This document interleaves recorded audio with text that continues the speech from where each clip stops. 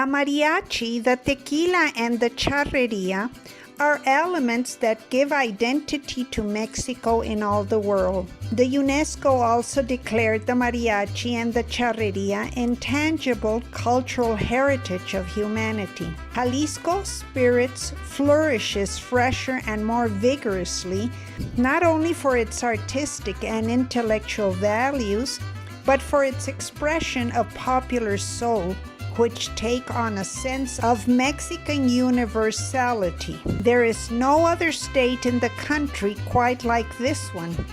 Its passion seems to incorporate that of the entire country, giving rise to profound Mexican pride. The nexus of identity between Jalisco and Mexico finds broad and resounding consensus in the three cultural icons that most typify and represent the nation: tequila, mariachi, and charrerias, Mexico's equestrian folk tradition. They emerged together with the mestizaje that created the Mexican race. Historical evidence indicates all three have been around for multiple centuries. Mexican film industry owes a large part of its success to the mariachi, the charreria, and the tequila. The mariachi is the sound pulse of Mexico that manifests the most emotional repertoire of our lives. The traditional mariachi is an interpretation of peasant-style sones, jarabes, folk music, and ballads. The history of the mariachi starts at the beginning of the 19th century with farmers and villagers. The origin of the word mariachi has several versions.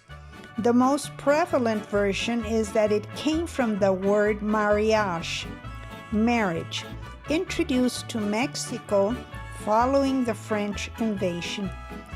There are so many versions nowadays that the true origin is unknown. Cocula is the birthplace of the mariachi tradition, and during the 19th century, the music remained unappreciated due to its peasant roots. Towards the 20th century, its luck changed as it gradually began to be considered quaint. The breakthrough came in 1905 when the Palomar family, owners of Hacienda La Sauceda in Cocula, sent the Justo Villa Mariachi Band to Mexico City to play at the birthday of President Porfirio Diaz and the annual national festivities. They were a success. From that moment on, Jalisco's fame continued, with Cocula serving as a reference point.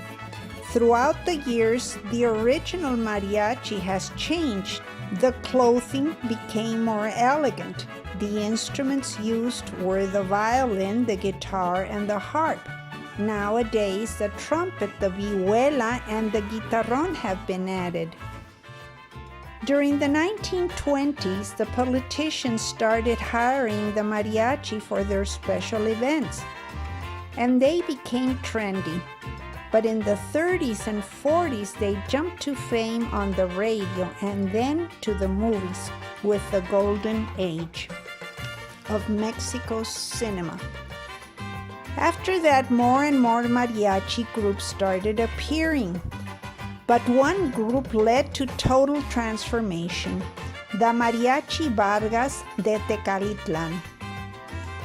There is no doubt that mariachi puts you in a good mood, and if you know the songs, you sing along with them and everybody gets in an effervescent mood.